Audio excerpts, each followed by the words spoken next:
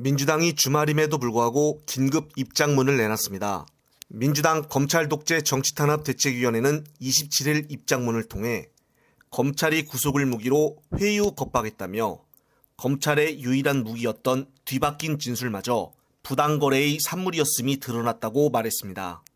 그러면서 대책위는 지난 23일 대장동 성남FC 사건 공판에서 대장동 일당인 남욱의 검찰 조사 진술에 대해서 이재명 대표 측 변호인의 증인신문이 이루어졌는데 검찰의 짜맞추기 수사와 이에 따른 검찰과 대장동 일당 간의 부당거래의 실체가 재판을 통해서 낱낱이 드러났다고 거듭 밝혔습니다.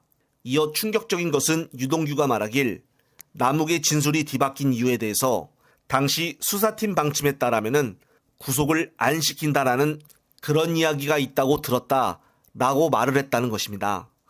그러면서 재판부가 저 진술은 사실이 아닌가라고 물었고 이 대표 측 변호인도 남욱이 저렇게 이야기를 하면 구속시킨다라고 했다는 것인가? 라고 묻자 유동규는 재차 구속시킨다는 것은 모르겠지만 구속을 안 시킨다라는 이야기를 들었다라고 답을 했다는 것입니다.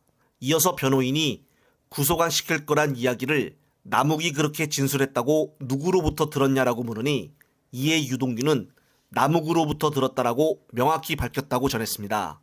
따라서 민주당 대책위는 검찰을 향해서 지난 2021년 10월 12년 동안 애를 써봤는데 씨알도 안 먹히다라던 남 변호사의 말이 이 대표를 겨냥하는 방향으로 180도 뒤바뀐 이유가 구속을 무기로 한 회유 겁박 때문이었냐라며 진실을 외면한 채 답을 정해놓고 사실관계를 끼워 맞추는 것은 수사가 아니라 조작이라고 비판했습니다.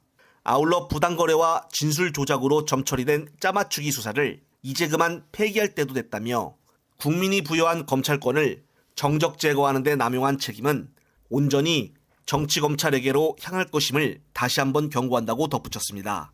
이에 대해서 민주당 박찬대 최고위원도 관련된 발언을 하는데 대장동 재판에서 핵심 증인에 대한 검찰의 회유 압박 사실이 드러났습니다. 그동안 검찰은 대장동 수사와 재판에서 물적 증거를 제시하지 못하고 증인의 진술에만 의존했는데 그 진술마저 조작됐다는 증언이 나왔습니다. 대장동 일당 중 한 명인 남욱은 귀국하면서 취재진 인터뷰에서 이재명 대표에 대해 씨알도 먹히지 않았다고 말한 바 있지만 검찰 수사 과정에서 진술을 번복해 그 배경에 검찰의 회유가 있었던 것 아니냐는 의심을 산 바가 있었습니다. 그런데 남욱의 진술이 갑자기 변한 이유가 검찰의 구속 안 시킨다는 방침에 따라 이루어진 것이라는 증언이 지난 23일 재판에서 나온 것입니다. 이 증언을 한 당사자는 유동규였습니다. 유동규는 남욱이 미국에서 한 이야기와 한국에 들어와 한 이야기가 다르다면서 남욱의 진술이 뒤바뀐 이유로 그 당시 수사팀 방침에 따라 하면 구속 안 시킨다. 그런 이야기가 있다고 들었다고 말했습니다. 유동규는 그 이야기를 남욱에게서 직접 들었다고 밝혔습니다.